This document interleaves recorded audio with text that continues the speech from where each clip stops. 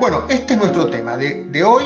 Hoy tenemos una de estas clases transversales sobre materialidad y a mí me interesó mucho intercalar, después del recorrido que hicimos por la Edad Media, por el románico y por el gótico, esta materialidad, el esmalte, porque en Europa tuvo su momento de esplendor justamente en esta época, en esta temporalidad. Y por otro lado, esta temática nos vincula con nuestro capítulo siguiente, que es un capítulo relacionado con Oriente. ¿Sí? Nuestra próxima clase va a ser sobre la India, la siguiente sobre China y Japón, y luego vamos a tener una sobre Lacas. Y el esmalte tiene una procedencia oriental. Entonces me pareció que era bien interesante armar esta transición a partir de esta materialidad. Acá estamos viendo la primera de las dos grandes técnicas a que nos vamos a referir en relación con el esmalte. ¿Qué es el esmalte? El esmalte es una vitrificación.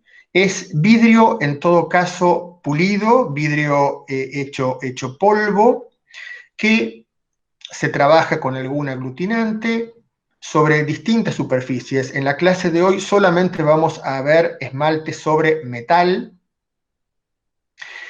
Se trabaja de una forma pictórica, y ahora vamos a ver en el recorrido de nuestra clase justamente a partir de qué técnicas se trabaja, pero lo cierto es que esta obra, esta materialidad, va a necesitar una gran cantidad de cocciones a lo largo del proceso que va a realizar el artesano, porque el esmalte este polvo de vidrio aglutinado y sobre la superficie metálica, cuando se cocina a una temperatura promedio de 800 grados centígrados, se funde junto con el metal. Y ahí es donde adquiere un brillo que es lo más característico de esta materialidad. Esa fusión entre la vitrificación y el metal es lo que caracteriza a esta técnica. Si ustedes miran bien esta imagen que tenemos acá, fíjense que tenemos distintos colores, que son los esmaltes seguramente obtenidos a partir del polvo de distintos vidrios de colores. Se sabe que en el románico y también en el gótico, muchos de estas materias primas para realizar estos esmaltes provenían de antiguos mosaicos de la época romana. ¿Se acuerdan que los mosaicos habíamos visto que estaban realizados con fragmentos de piedras, de cerámicas o de vidrios? 1000 años más tarde, en esta época en la que estamos transitando ahora en esta diapositiva concretamente, se van a reutilizar esos materiales, se van a pulverizar, mezclar con el aglutinante y distribuir en la superficie del metal, generando la imagen que uno quiera generar. Ahora, fíjense que en este rombo que tenemos adelante, con la imagen de un Cristo en majestad, podemos ver una cantidad de líneas doradas. Esa cantidad de líneas doradas en realidad son alambres. Alambres que el artista artesano distribuyó sobre una plancha de metal. Es decir, el comienzo de esta pieza que tenemos adelante es una plancha de metal sobre la cual el artesano va a dibujar con alambres o con chapitas muy delgadas, y va a generar tabiques, va a generar celdas, lo que en francés se llama cloisonne. Por eso este tipo de esmalte tabicado se llama esmalte cloisonné. Esas celdas van a recibir aisladamente, por supuesto, porque son todos compartimentos cerrados, van a recibir sucesivas cantidades de material, ¿sí? De esmalte líquido. Y una vez que la imagen está completa, se realiza una cocción. En la cocción comienza el proceso de fusión del esmalte con el metal, pero por supuesto que el esmalte no logra todavía en una sola pasada cubrir el espesor del alambre que genera el contorno del dibujo. Con lo cual, el artesano va a tener que repetir este proceso varias veces hasta tanto el esmaltado llegue a apenas sobrepasar la línea del tabicado. Y entonces ahí se entra en otra etapa distinta, que es la del pulido de la obra. Esto lo vamos a repetir un par de veces durante la clase, el proceso tiene su complejidad para entenderlo. Lamentablemente no encontré un buen video para explicarles eso, sí para la otra técnica que vamos a ver. Así que esto, ustedes me hacen preguntas si no lo entienden, y si no, vamos a seguir de todas maneras hablándolo. Esta imagen, que es un particular de la anterior, fíjense, nos deja ver los tabiques dorados porque son de cobre. Gracias a que hay algún tipo de roturas, podemos ver justamente la característica de celda que tienen estas compartimentaciones realizadas adentro de una estructura mayor, siempre con el apoyo de una plancha de metal. Y podemos ver entonces bastante más de cerca cómo es esta materialidad una vez ya cocinada, cómo se distribuye, cómo esta distribución va componiendo la imagen. Fíjense que los colores son plenos, aquí no tenemos sombreados, eso responde muy bien a los gustos del románico, que era un arte, ¿se acuerdan? Un arte mucho más sintético, mucho más esquemático, en donde no se buscaba el parecido con la realidad, sino transmitir conceptualizaciones. Y acá tenemos una placa realizada con esta misma técnica. Se nota mucho esto en el paño azul que tiene el Cristo en Majestad. Es una placa que además está dorada, con lo cual el proceso completo del trabajo comenzaba primero con un dibujo, con un diseño, con alguien que conceptualmente concebía esta pieza. Nosotros ya hemos visto esta iconografía en las clases anteriores. Tenemos a Cristo en Majestad, acompañado con el tetramorfos, el símbolo de los 4 evangelistas, y las letras alfa y omega, encerrado en una mandorla. Alguien componía este dibujo, ¿sí? Este diseño. Luego se realizaba el soporte sobre el cual se iba a ejecutar esta composición. Habitualmente el soporte es una plancha de metal. Luego se realizaba el tabicado, es decir, el dibujo se concretaba con este procedimiento que nos puede parecer tan extraño de dibujar con alambre. Ahí empezaba entonces el proceso de esmaltado, de pintura, distribuyendo los colores en cada una de las celdas y yendo y viniendo al horno todas las veces que hiciera falta hasta completar el esmaltado en el nivel deseado. Luego viene la parte de pulimentado, con una piedra esmeril y con agua, se va frotando, y en la medida en la que se va frotando esa pieza, se van eliminando las impurezas, y por otro lado va resaltando cada vez más el brillo del material. Y finalmente, en los casos en donde hay dorado, se realiza el dorado al mercurio. El dorado al mercurio es un procedimiento que se desarrolló hasta el siglo XIX, después se prohibió porque es enormemente tóxico, y consiste básicamente en mezclar oro en polvo con mercurio.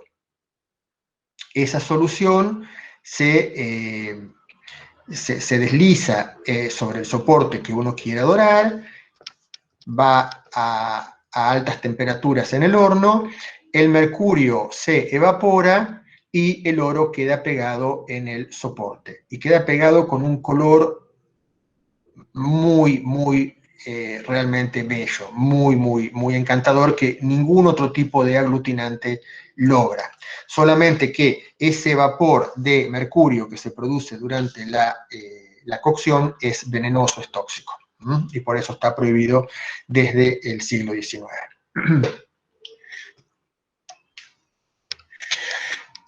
Aquí estamos viendo algunas piezas que digamos, con la técnica del esmalte sobre metal se desarrollaron en Francia, en el centro de Francia, y que van a terminar generando un enorme polo de fabricación de esmaltes en la ciudad y en la región de Limoges, y que se constituyó como en el gran lugar de referencia de los esmaltes de la Edad Media y del Renacimiento en Europa.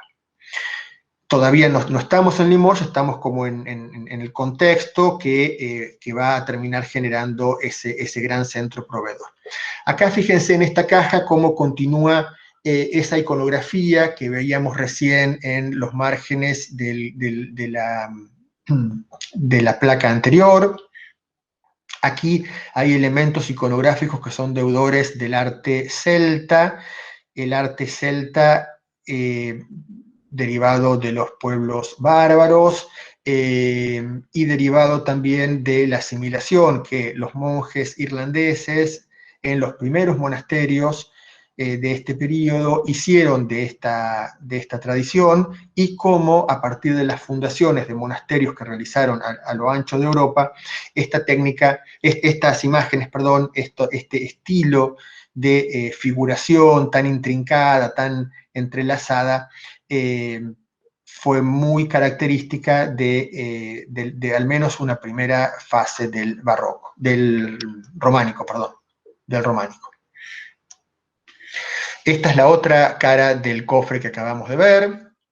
Y estos cofres en esmalte fueron enormemente buscados porque en sí mismos no son un elemento costoso materialmente. Fíjense que estamos hablando de metal dorado, ni siquiera chapa de oro, sino una chapa de cobre que es dorada, y pinturas realizadas con vidrios reutilizados, molidos y puestos aquí a partir de este sistema de tabicación, ¿sí?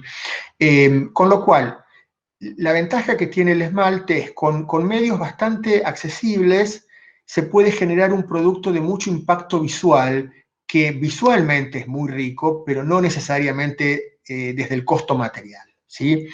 Esto fue muy importante para poder dotar esas catedrales que nosotros ya recorrimos, y sobre todo esas catedrales que estaban a lo largo de las vías de peregrinación y que necesitaban atraer a los peregrinos.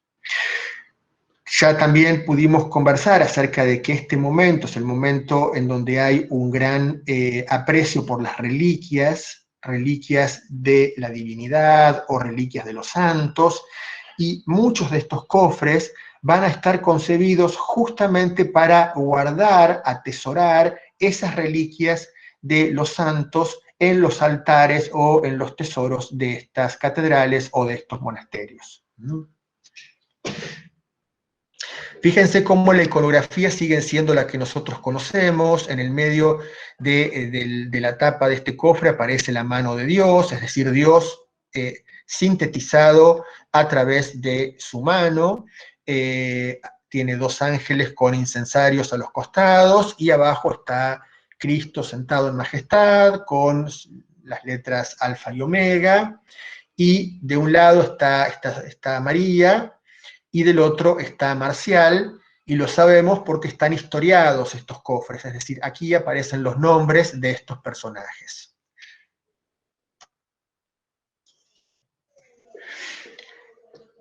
El cristianismo es lo que se llama una de las religiones del libro, ¿no? Como el judaísmo. El libro es la Biblia en este caso, Biblia que en realidad en latín quiere decir libros, libro de los libros. Por lo tanto, ese volumen, ese libro en donde estaban contenidas las verdades de esta religión, era objeto muchas veces de unas cubiertas absolutamente ricas material y visualmente, justamente para poner de realce la importancia que ese texto tenía para esta religión. Han sobrevivido muchas de esas cubiertas y han sobrevivido fragmentos como el que estamos viendo ahora, que distribuidos sobre una chapa que se ha perdido, o que, digamos, seguramente por el paso del tiempo se ha roto, o sería una chapa de oro y alguien la fundió y se guardó simplemente las placas que están fundidas sobre cobre. Lo cierto es que podemos ver una composición de este libro, en donde aparece en el centro la figura de Jesús, en este caso Jesús crucificado, con San Juan y María a los costados, que es una imagen típica del momento de la pasión, y las 4 chapas laterales son el tetramorfos, en donde además aparecen los nombres de Mateo, Marcos, Lucas y Juan en latín para asegurar la iconografía y reforzar el mensaje iconográfico en relación a cada uno de los evangelistas. Acá los podemos ver más cerca. Fíjense cómo esas líneas doradas que estamos viendo son tabicados. Por supuesto que esos tabicados requieren muchísima paciencia y un trabajo de orfebre, en el sentido de un trabajo realmente con una dimensión muy pequeña. Todas estas composiciones tengan en cuenta que tienen que distribuirse en lo que hoy podríamos comparar con un cuaderno grande. Entonces tienen un tamaño relativamente pequeño para ser trabajado tan minuciosamente. Y vean también cómo el repertorio de colores es un repertorio bastante limitado, pero la verdad es que el artista logra hacer unas combinaciones que hacen que esto resulte muy atractivo visualmente. Este es el medallón del centro. Miren qué interesante, en la parte superior hay una alegoría del sol y de la luna, y que aparece escrito sol y luna, si no la verdad es que no nos daríamos cuenta. El Señor, que es el sol, está transpirando, y es interesante esto en función de, digamos, la relación que hay entre esto y el saber científico en el medioevo, y las alegorías que muchas veces son las que van a ir permitiendo poner en este tipo de representaciones religiosas algún elemento de otra índole, ¿sí? En este caso son elementos del cosmos, elementos de la naturaleza, eh, pero con una mirada que está por fuera, en todo caso, de lo religioso, aunque está tratando de asimilarse con esa situación. Y acá tenemos un detalle del final de esta placa. Ustedes pueden ver ahí el rehundido que queda porque el material se ha desgastado, pueden ver el alambre y la chapa sobre la cual todo esto sucedía.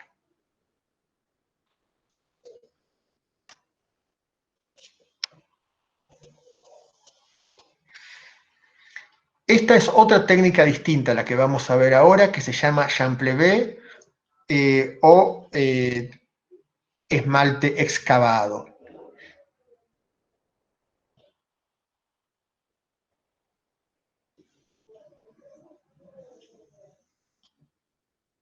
Son cofres como los que estábamos viendo, cofres de madera que van a estar recubiertos con paneles de cobre, y esos paneles de cobre van a estar esmaltados. Ahora nos van a mostrar este esmalte cómo se realiza, con una técnica distinta de la que estábamos viendo. Primero se prepara la hoja de cobre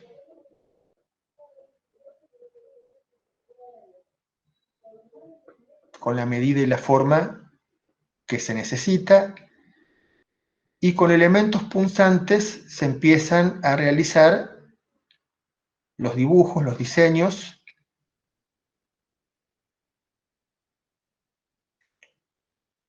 se realizan los orificios que haga falta para posteriormente unir esa pieza con el cuerpo de madera del objeto.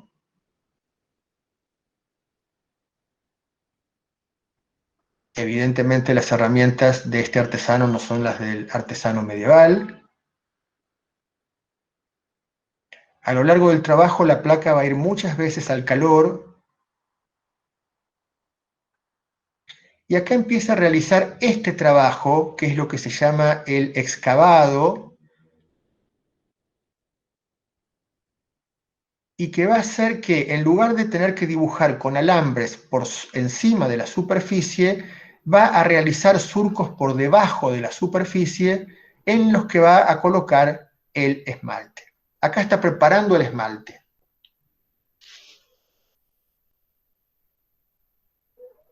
Va a disolver esa piedra de polvo de oro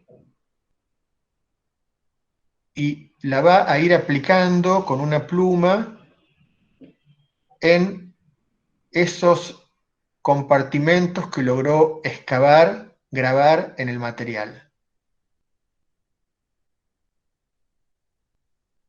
Y una vez que está completada la pintura, esto va a ir al fuego. Aquí lo va a llevar a 1000 grados centígrados.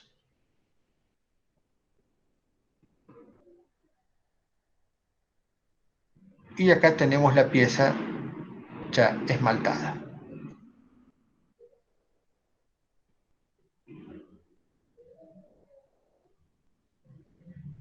Ven que el proceso se repite varias veces.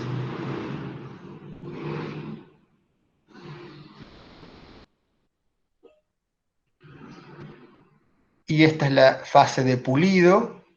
Miren cómo se va levantando el brillo.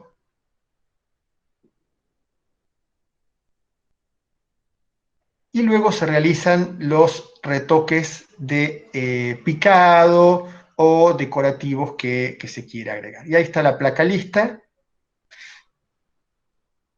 Ese color que estamos viendo ahí está completamente fusionado con el metal, con lo cual adquiere una durabilidad inmensa.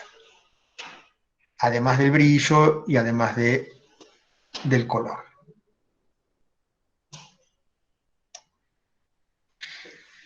¿Tenemos alguna pregunta hasta acá?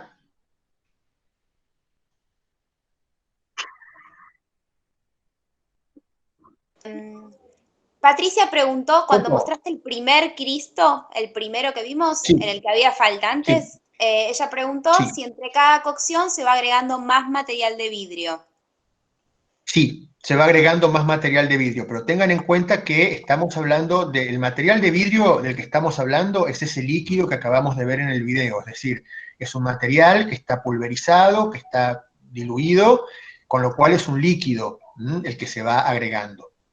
Y se hace muchas veces hasta tanto se complete el volumen necesario para estar a la altura, para que toda la chapa quede homogénea en cuanto a la altura. Muy bien. Después, Beatriz preguntó si este esmalte se desgasta con el tiempo o cómo afecta el paso del tiempo a este esmalte. El paso del tiempo lo afecta, pero no tanto. Lo que lo afecta mucho es el cambio, los cambios que puede adquirir el soporte. Es decir, si la pieza se cae y la chapa de cobre se golpea, seguramente el esmalte se va a quebrar o se va a saltar. La durabilidad es muy grande, es muy alta. Fíjense que estamos viendo piezas de hace 1500 años y que realmente están 1000 años, ¿no? Porque son del año 1000 aproximadamente, piezas de 1000 años de antigüedad y que están fantásticas y que han conservado el color realmente. Entonces, la durabilidad es muy alta. Ahora, son frágiles. si se caen, se rompen, se lastiman, por supuesto que hay que preservarlos de la intemperie, de las condiciones climáticas adversas, pero son muy resistentes. Muy bien. Elide preguntó, cuando estábamos viendo los tetramorfos también, si esa es la misma técnica que se utiliza en los vitrales. No, la técnica de los vitrales es distinta, es decir, en el vitral lo que se hace es una composición de vidrios de distintos colores. Y sobre esos vidrios muchas veces sí se pinta y esa pintura se cocina también, va al horno para que quede digamos, bien adherida al material. En algún caso podría ser esmalte, pero no necesariamente tiene que ser esmalte esa pintura de la que estamos hablando en los vidrios.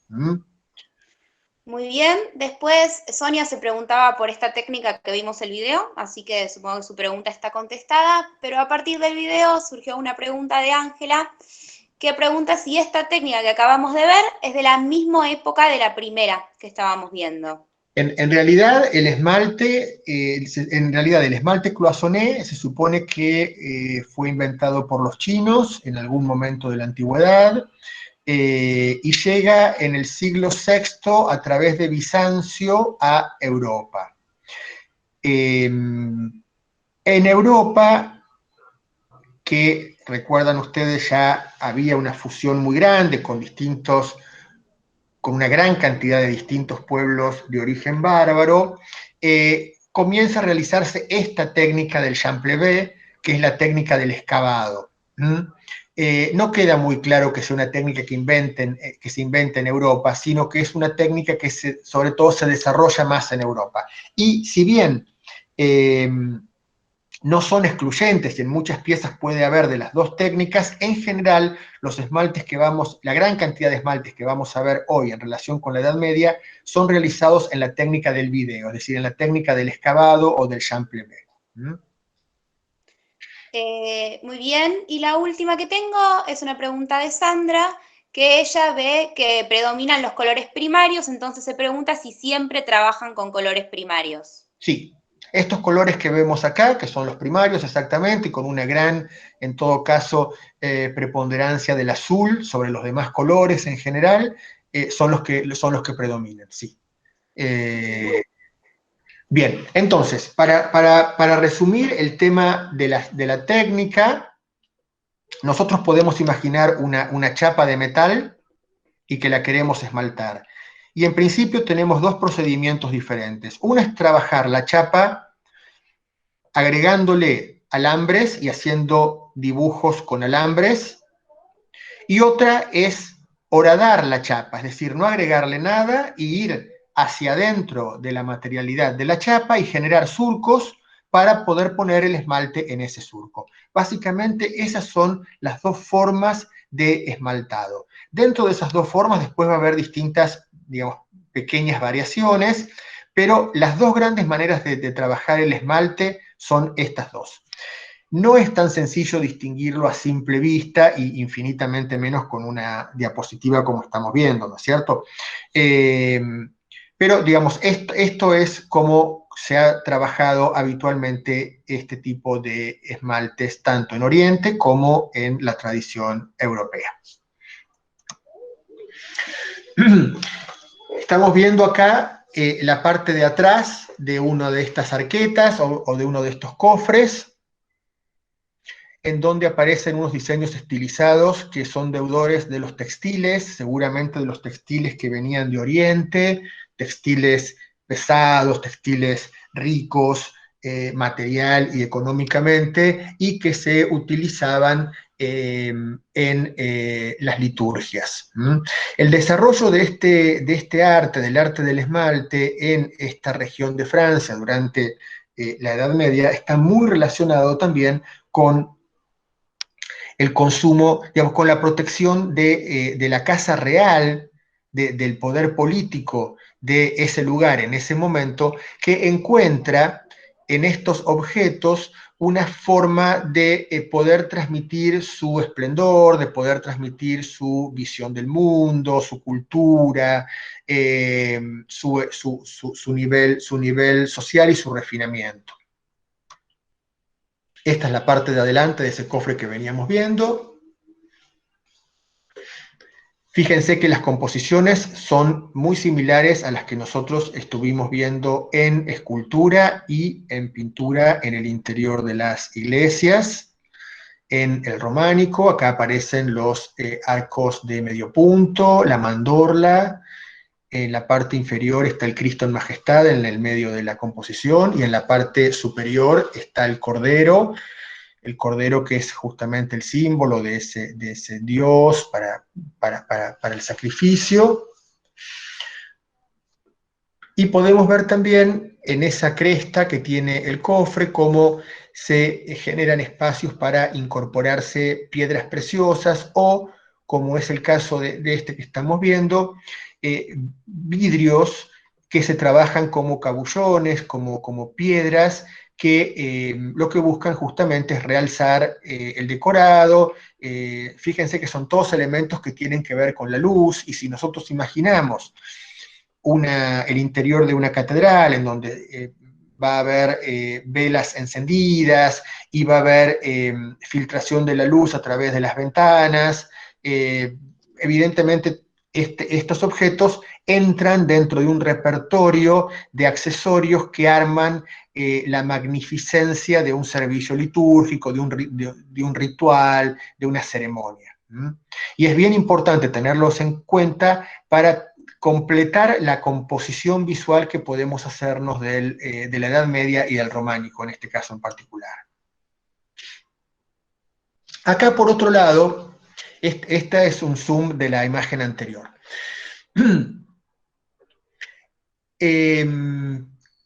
Entramos en un capítulo que vamos a poder ver en mucha cantidad de esmaltes, que se llama vermiculado. Vermiculado con B corta.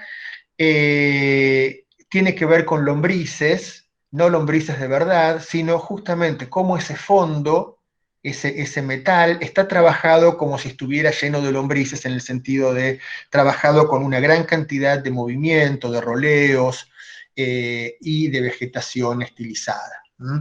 La presencia de ese tipo de trabajo, es decir, que además de que la chapa está esmaltada, la chapa está grabada con este tipo de tratamiento decorativo, vermiculado. ¿Sí? Esto va a ser una especialidad dentro de los esmaltes de Limoges en esta primera época que estamos viendo, que es del 1100 al 1200 aproximadamente. Tenemos acá una representación bien en el estilo esquemático del románico, sin espacio, por supuesto, el puro esquema conceptual, y también el Cristo en majestad en la mandorla, rodeado por el tetramorfos. Aquí tenemos dentro armé una pequeña colección de vermiculados. Todas estas imágenes que vienen ahora se unen en el tratamiento de la chapa con este tipo de diseño también. Podemos ver el Cristo crucificado, que el Cristo no está doliente, sino que está de alguna manera apoyado en la cruz, que es una de las formas de manifestarlo durante este periodo. Arriba está en majestad, y imagino que el resto de la composición serán los apóstoles que por las cuatro caras del cofre completan el decorado. Aparecen también arcos de medio punto. Y estas composiciones, tengan en cuenta, son muy deudoras de las ilustraciones que en los monasterios se realizaban en los libros. Esta es la parte de atrás. En el arte del románico, tanto en en el esmalte como en la pintura mural, son fascinantes las guardas y las geometrías que siempre están periféricas y perimetrales a las escenas centrales, pero realmente son de una riqueza creativa imponente. Acá el artista tenía una libertad de expresión y de elección que no tenía en la figuración, obviamente, religiosa, que era un elemento que estaba absolutamente regido y organizado por la autoridad eclesiástica que encargaba las piezas. Acá en esta placa, con dos ángeles con incensarios, también aparece este fondo vermiculado.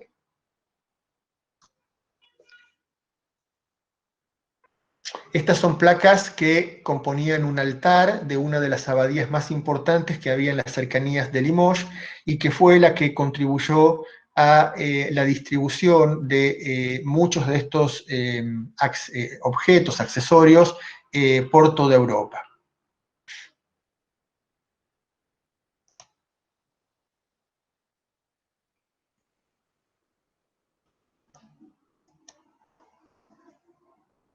A medida que nos vamos acercando al gótico, el relieve va a ir tomando cada vez más cuerpo en estas composiciones. Es decir, lo que al principio veíamos solamente como un dibujo bidimensional realizado en la chapa de cobre, ya sea principalmente por incisión en estos casos, luego vamos a empezar a ver que son aplicaciones de bronce que van a ir adquiriendo cada vez más relieve conforme pasa el tiempo.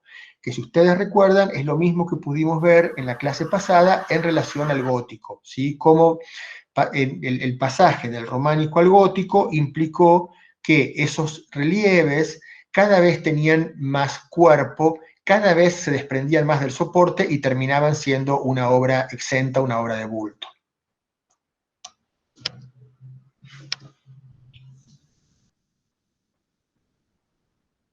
Y evidentemente también en este tipo de decoración vegetal hay influencias del mundo celta y del mundo árabe, que recuerden, en este momento en el que estamos nosotros recorriendo estas imágenes, más de la mitad de España está habitada por árabes, ¿sí? Y lo fue durante 700 años, es decir, hay un bagaje cultural, de tradición cultural muy grande, muy fuerte.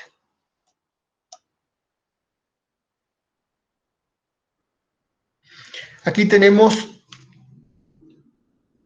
una narración diferente, en el caso de que es la narración sobre un santo. Santo Tomás Becket es un santo relacionado con el cristianismo en Gran Bretaña, y la catedral de Canterbury es el lugar en donde están sus reliquias, y que era un centro de peregrinación muy importante en esta época. De hecho, los cuentos de Canterbury de Chaucer narran justamente una peregrinación a este santuario. Y hay una gran cantidad de cofres que representan el martirio del santo, el martirio y la muerte, y el enterramiento, perdón, del santo, y dan cuenta de la importancia que tenía su culto en este periodo.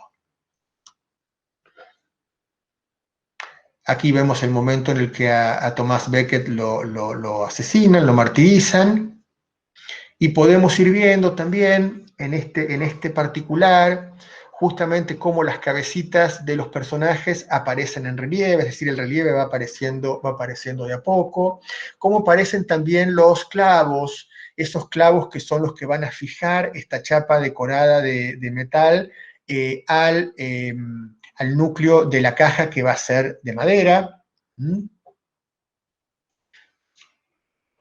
Y esas cabecitas también son aplicadas como si fueran un clavo, en el sentido de que detrás de la cabecita, si la pudiéramos sacar de donde está puesta, veríamos un elemento punzante que es insertado en el orificio que se hace especialmente en la chapa. Aquí podemos ver justamente a las dos representaciones de Cristo, en cruz y en majestad, cómo aparecen en relieve, es decir, cómo la figura va emergiendo del fondo. Y esa línea turquesa, ese registro horizontal que atraviesa toda la parte inferior de la pieza, van a ver que se va a repetir con mucha frecuencia y claramente va a marcar una época o va a marcar quizá también la mano de un artista determinado o de un taller.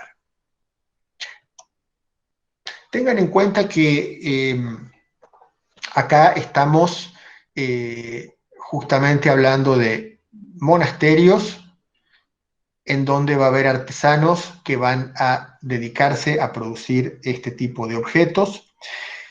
Y esa producción se va a dar en el marco de grandes talleres que se tienen que encargar de todos los insumos necesarios para poder producir este elemento. El primer insumo es la chapa de cobre. En esta región de Francia, donde este esmaltado va a llegar a su expresión más importante, no hay cobre. Con lo cual, se sabe hasta ahora que el cobre lo importaban desde el sur de España y desde la Baja Sajonia en Alemania. Es decir, importaban el cobre, generaban las láminas, evidentemente generaban las materias colorantes, los vidrios molidos o los vidrios molidos más los colorantes con los que querían enriquecer luego estas pinturas. El trabajo en madera, que no lo estamos viendo, pero es el soporte que está por debajo, que subyace a la decoración, que es el diseño de la caja, del cofre. Y por supuesto que todo el trabajo de preparación de los elementos y el trabajo de mantenimiento de los hornos. Estamos en la Edad Media, con lo cual en este momento el horno no es eléctrico como el que vimos en el video, el horno es a leña y el consumo de leña es inmenso para lograr una temperatura de 800 grados centígrados. A Europa le venía súper bien en este momento el desmonte, porque el desmonte generaba campos para cultivo, no había la conciencia ecológica que podemos tener hoy. Y evidentemente, durante la Edad Media, una buena parte del territorio europeo fue desmalezado, fue desmontado para convertirse en superficie de cultivo. Y acá tenemos algunos de los lugares que eran los que demandaban ese tipo de combustible para poder realizar estas piezas, que integran este repertorio que nosotros llamamos artes del fuego, justamente por la necesidad que tienen de cocciones a muy alta temperatura, como el caso de la cerámica y como el caso del vidrio que vimos anteriormente.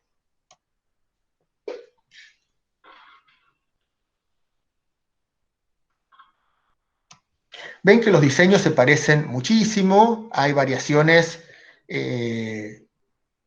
sutiles, hay variaciones que dan cuenta de la búsqueda de cierta originalidad dentro del esquema que estaba ya previsto y del cual era imposible salir. O sea, en estos que venimos viendo se repite la alternancia del Cristo crucificado con el Cristo en majestad, rodeado de santos o de apóstoles, y así todo el artista artesano logra generar una línea turquesa nueva, unas piedras distintas,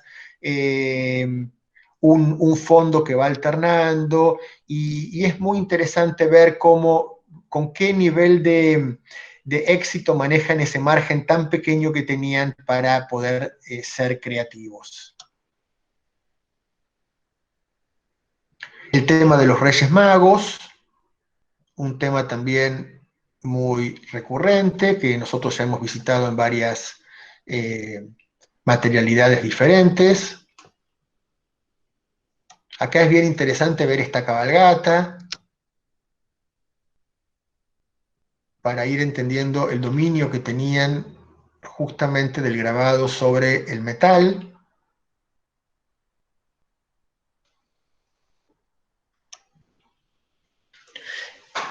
Y otro tipo de accesorios, siempre dentro de la iglesia, es decir, siempre dentro de la liturgia, relacionados con las ceremonias sagradas y, por extensión, con una valoración de la divinidad, ¿sí? Eh, mientras que en todo caso esta religión proponía como un ideal la pobreza, todos los materiales sumamente ricos y costosos se le dedicaban a la divinidad a través del culto, ¿sí? Este copón que tenemos acá es un elemento en el que se guardaban hostias consagradas. Fíjense el enorme, vamos a ir viendo particulares, ¿no? El enorme diseño que tiene de enrejado, las piedras que tiene insertas, los relieves de los rostros, de los personajes.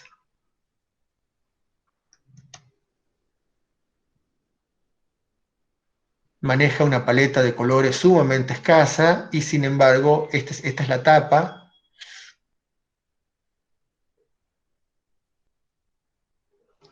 Sin embargo, la composición es fabulosa.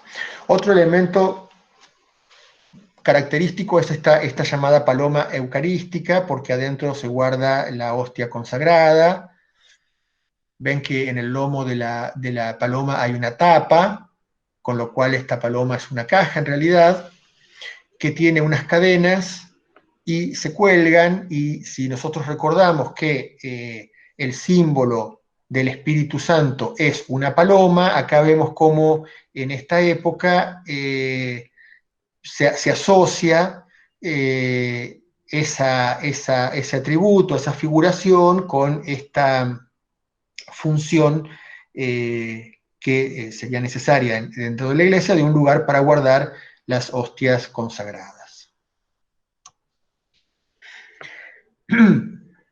Y en esta centralidad que la reliquia tenía en este periodo, vamos a ver distintos modelos de relicarios, y a mí me interesó traerles este de San Francisco de Asís, primero porque San Francisco de Asís fue bastante contemporáneo de este momento, o sea, es un santo nuevo para esta época, un santo que el culto está en pleno crecimiento, y luego porque vamos a ver dos piezas distintas. Esta es la parte de atrás, en donde seguramente detrás de cada una de esas 5 piedras estaban los fragmentos quizá de ropa que había pertenecido a San Francisco o algún otro elemento. Vamos a poder ver dos relicarios distintos, muy similares, para poder ver también de algún modo cómo estos elementos se fabricaban bastante en serie. Miren, este es otro. Es otro y sin embargo, tanto la forma como el decorado son muy, muy similares. Esto me interesa señalarlo porque nosotros en general tenemos asociados a estos periodos el concepto de una pieza única, lo cual es cierto porque cada una de estas piezas fue realizada por un artesano, pero existía la fabricación en serie, es decir, cuando un producto resultaba exitoso, era requerido y salía bien, como sucede hoy en día, se fabricaban muchos elementos similares a ese prototipo en todo caso.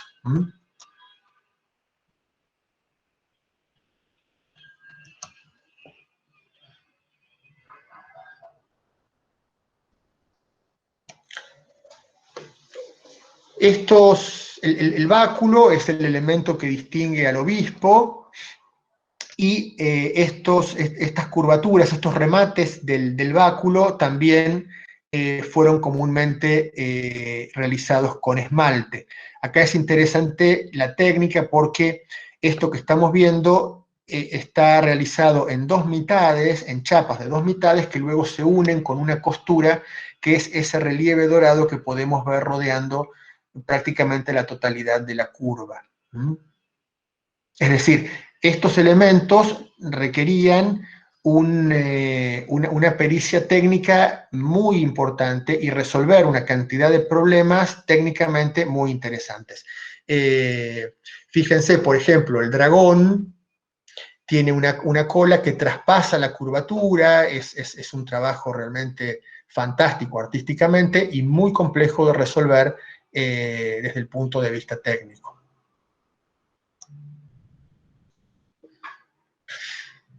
Y estos son elementos también relacionados con el culto, en donde va a prevalecer el elemento decorativo floral,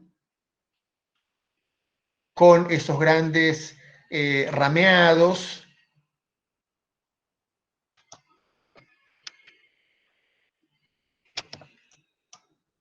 Y hasta aquí llegamos con este recorrido por la Edad Media, en principio.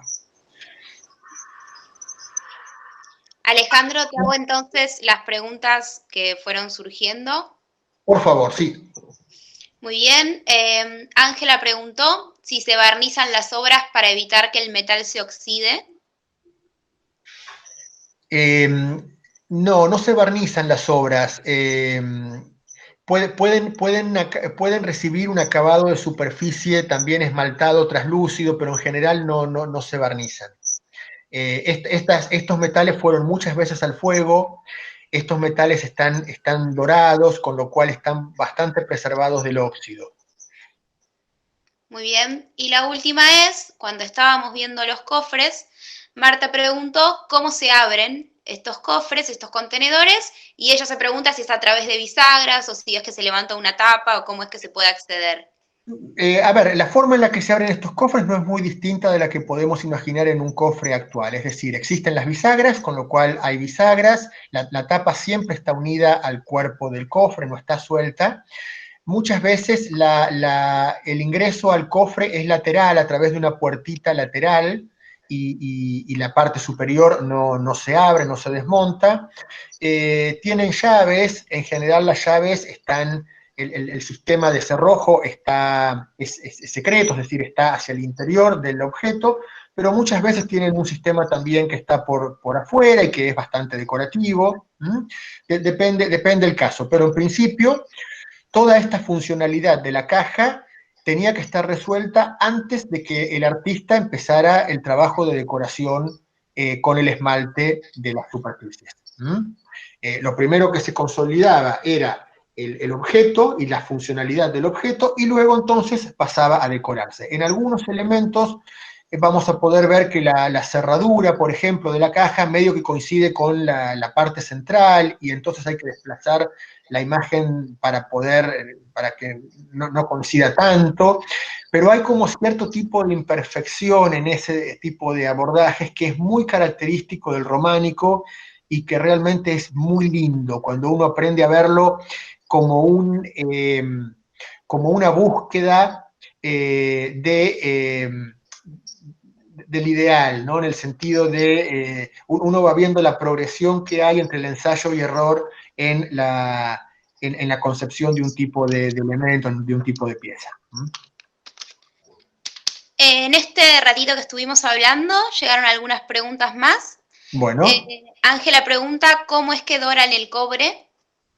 El cobre se dora con el procedimiento que les conté del mercurio, es decir, oro en polvo se mezcla con mercurio, se realiza una pintura con esa amalgama, y eso va al fuego. El fuego hace que el mercurio se evapore, y en ese proceso de evaporarse fija al oro a la chapa de cobre.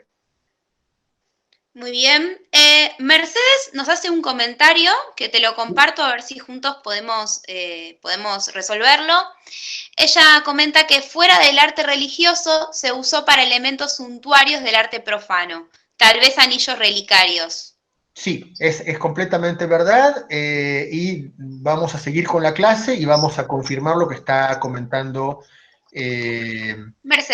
Mercedes, genial, porque, a ver, un anillo episcopal es parte digamos, del ajuar religioso, ¿no? Ahora nosotros vamos a empezar a de a poco salir de lo religioso y ver cómo esta materialidad también, una vez que ya de alguna manera cumplió su ciclo religioso, empieza a ocuparse de objetos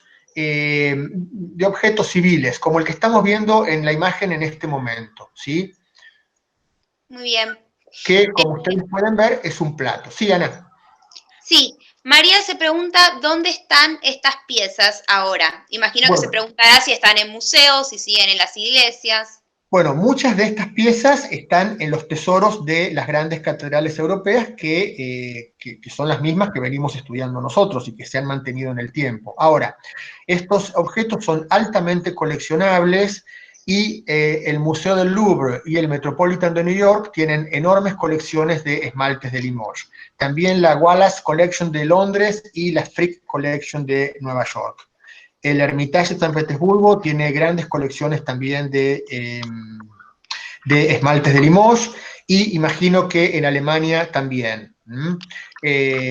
Como para nombrar los grandes, digamos, museos en donde seguro se encuentran este tipo de elementos. Patricia nos pregunta qué es un píxide. Un píxide es una caja para uso litúrgico, y yo no me acuerdo muy bien ahora si se utiliza para guardar ungüento o se utiliza para guardar alguna otra cosa. Me parece que es para guardar óleos consagrados, ungüentos. Y la última pregunta es de Fernando, y él pregunta si estas cajas o estos cofres siempre reproducían la forma de una capilla románica. Él ve que aparece como si fueran techo a dos aguas. Sí, sí, es verdad. Y sí, en general tenían ese tipo de formato. La idea era mostrar en ese objeto relacionado con ese elemento sagrado, llamarle liturgia, llamarle hostia consagrada, llamarle un ungüento bendecido, como una imagen de la iglesia física, del templo físico mayor en el cual eso estaba inserto. Era generarle como su propia casa a esta sacralidad de alguna manera. Muy bien. Y tenemos muchos agradecimientos y muchas personas que sobre todo en el video comentaron cuán interesante había sido poder verlo. Bueno, gracias. Todo esto ustedes saben que después aparece en el Classroom, con lo cual el video lo pueden ver nuevamente y va a estar el PowerPoint también puesto ahí. Bueno, en el Renacimiento, que es la etapa que le va a seguir a la Edad Media, el esmalte va a tener, va a continuar su auge, mucho menos porque ese va a ser desplazado cada vez más por la cerámica y por la mayólica, que nosotros ya pudimos ver en nuestra clase de cerámica. Este es un plato bien interesante que viene de Venecia, ya estamos en el 1500, estamos hace 500 años atrás.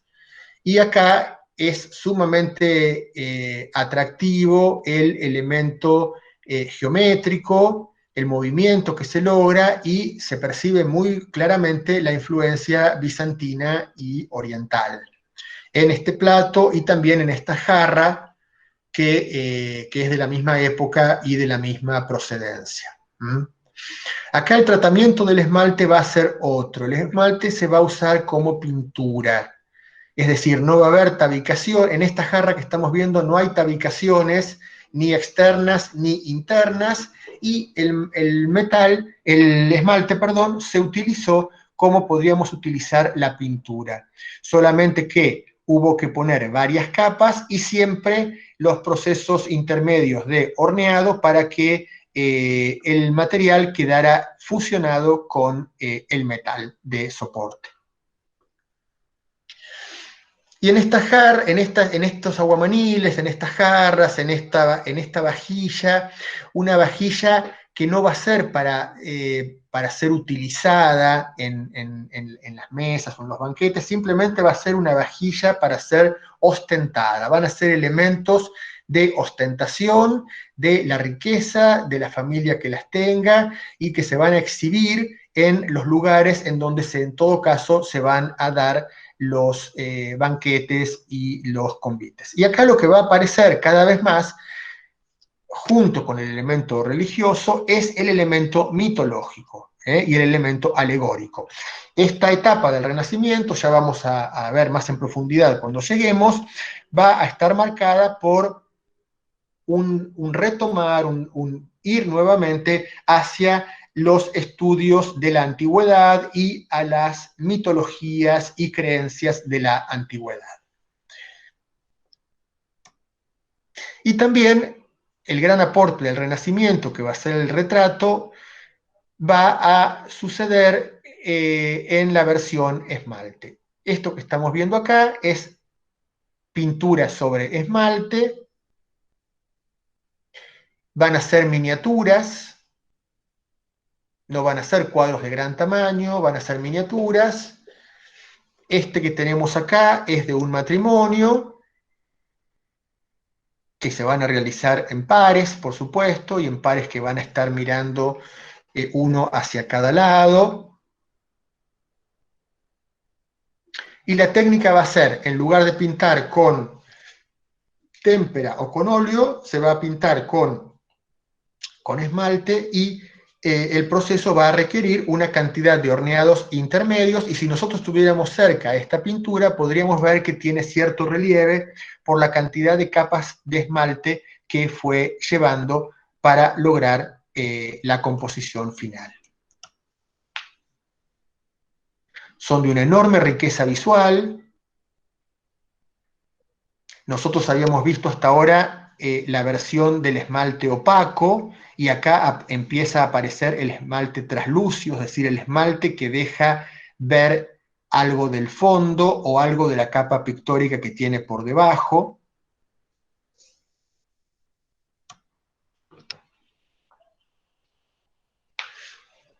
Estamos en una época en donde aparece la individualidad, en donde el individuo quiere su imagen. Esa imagen puede ser relacionada con algún elemento alegórico que le confiera a esa persona algún tipo de virtud, y este tipo de composiciones, nosotros nos imaginamos que no siempre el modelo va a estar posando para el esmaltador que tiene adelante, con lo cual, en general, vamos a descubrir que hay dibujos a partir de los cuales el artista toma el rostro, toma la expresión y luego lo traslada al trabajo sobre esmalte. Va a seguir presente el tema religioso, pero fíjense que va a aparecer un tema de individuación también, que va a ser el emblema, en este caso el emblema de alguna familia que había encargado este objeto, y va a aparecer otro elemento más que es el trabajo en grisalla. Grisalla le llamamos a esta composición en blanco y negro, que en realidad es una gran gama de grises, en donde puede haber algún otro color más, como en este caso es el dorado, pero en general el fuerte de la composición va a estar apoyado en el blanco y el negro.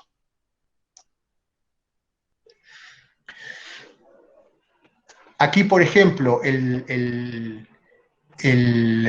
taller de esmaltadores lo que hace es trasladar unas placas pintadas por Durero a chapas de metal esmaltadas. En esta época, digamos, las imágenes van a empezar a circular a partir de grabados y esos grabados luego van a poder, por ejemplo, ser reproducidos en este tipo de elementos. Quizá el grabado se hizo es profeso para ser reproducido en este tipo de soporte o posiblemente no, y aparece porque gusta, porque llama la atención o porque alguien lo encarga de esa manera, aparece también reproducido de esta manera. Y elementos de uso cotidiano civil, es decir, por fuera de lo religioso, en técnica pictórica y con temática alegórica.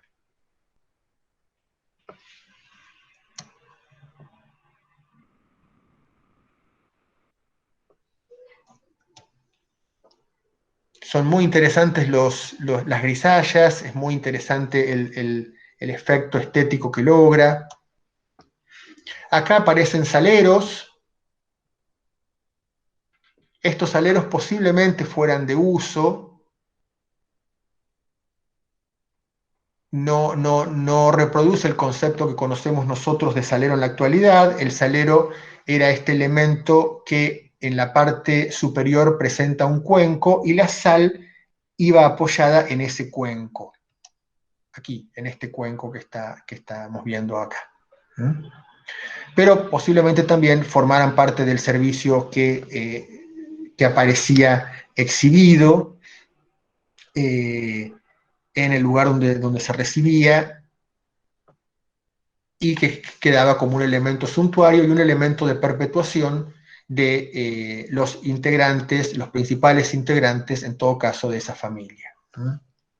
Pero de todas maneras, miren qué interesante cómo estos elementos tan cotidianos son vehículo de circulación de imágenes y de circulación de ideas nuevas, en este caso, que es el retorno a la mitología greco-romana, que por supuesto significa una corriente de aire fresco muy importante dentro de lo que veníamos viendo hasta el momento, que era una omnipresencia de la religión en todos los campos de la vida.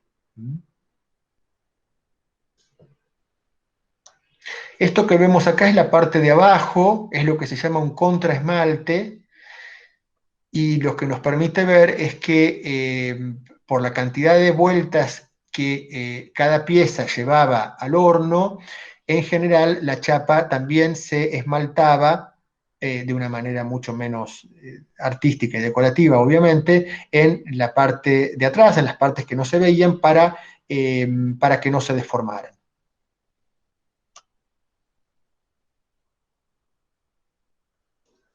Acá vemos a una mujer artista. Nosotros a lo largo de la clase de hoy y fuimos saliendo del anonimato y fueron apareciendo los nombres de algunos artesanos, de algunas dinastías de artesanos que fabricaban y que firmaban ya estas piezas, y acá aparece una mujer, elemento bien extraño para la época. No porque las mujeres no trabajaran y no fueran excelentes en estos campos, sino porque en general sus nombres no trascendían.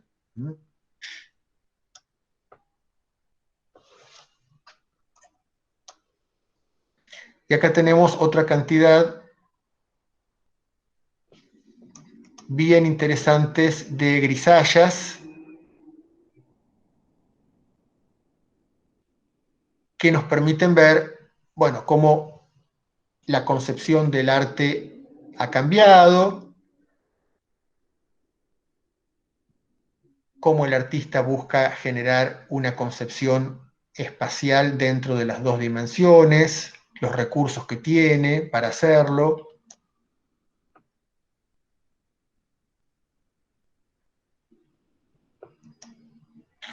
Y aparecen en esta época una serie llamativa de placas de hombres y de niños desnudos haciendo este tipo de contorsiones o juegos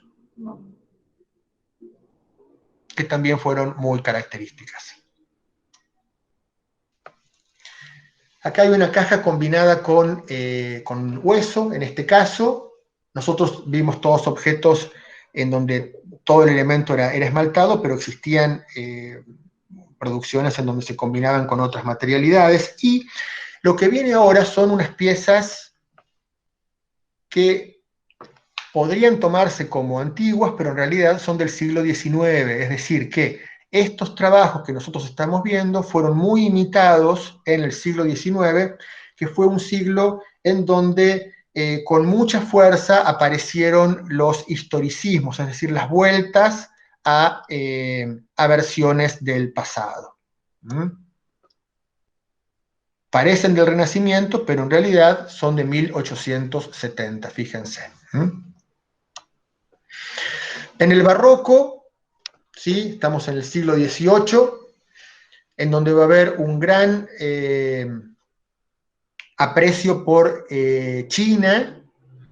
Vemos cómo en estas cajitas de oro el esmalte va a aparecer en ilustraciones orientalizantes o imitando piedras, como este que imita la malaquita y que en el centro tiene unos dibujos en grisalla.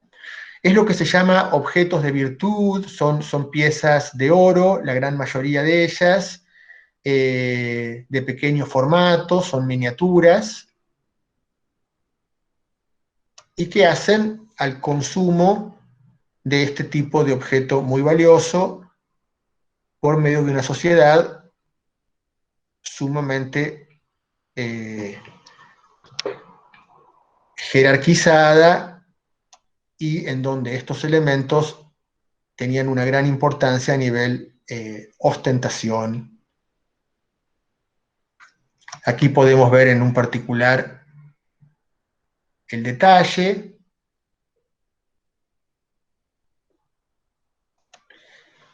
Y famosísimos en el pasaje del siglo XIX al XX son los huevos rusos de Fabergé, huevos que el zar le regalaba a su esposa y a su madre para la Pascua.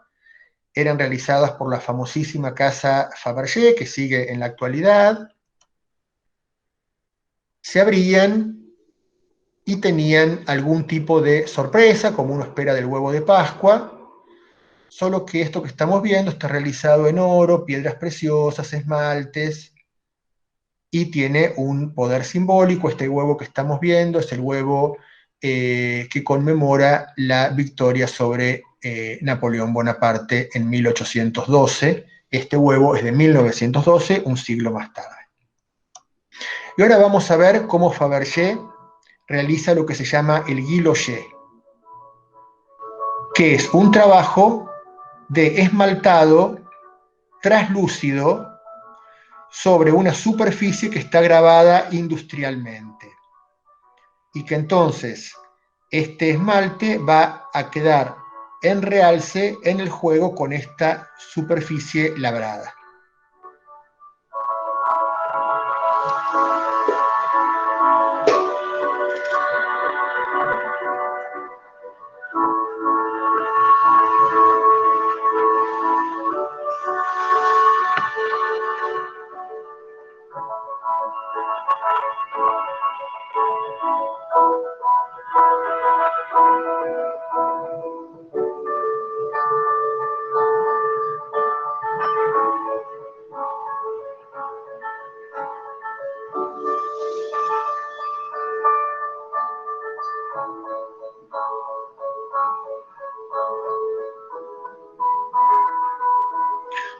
El esmaltado es un trabajo de inmensa paciencia.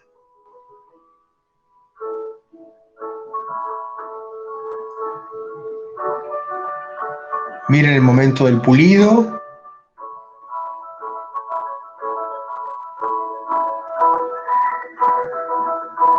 Cómo va apareciendo el brillo característico.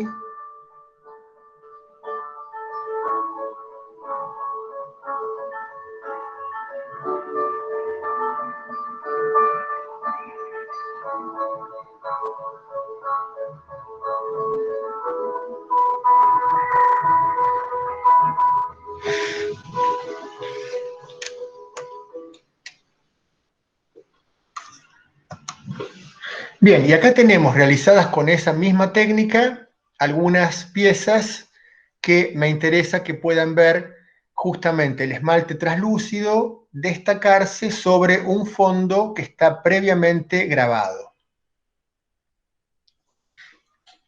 En general se trata de pastilleros, de cajitas, este es un timbre. Son muy atractivos los colores y las composiciones.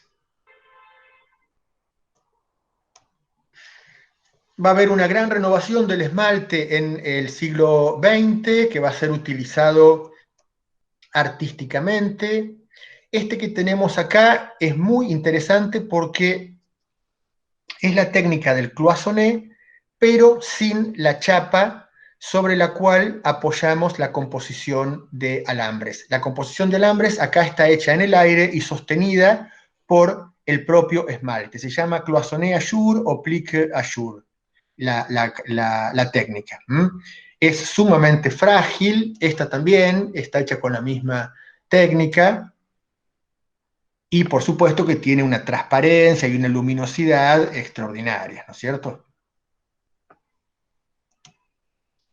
Aquí ya entramos en los años 20, en el Art Deco, en donde destaca la producción de Camille Fauré con estos grandes vasos esmaltados y realizados sobre metal, que van a ser muy, muy característicos.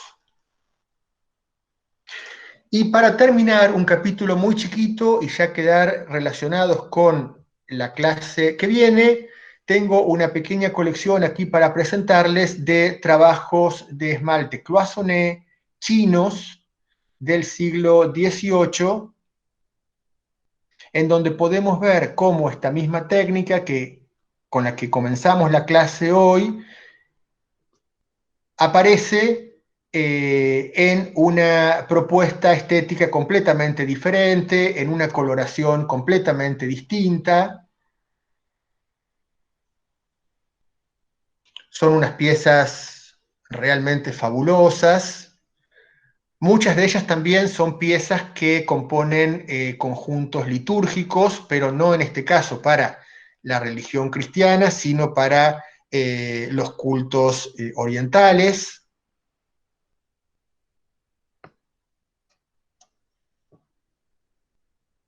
Todo lo que ven acá de líneas de oro, de líneas doradas, son esos tabicados que luego se van a ir rellenando en una gran cantidad de etapas y puliendo hasta adquirir este acabado final que estamos viendo. Este color celeste turquesa va a ser muy característico del cloisonné chino, sobre el cual se van a recortar motivos florales la mayoría de las veces, o escenas también de paisaje o escenas de corte.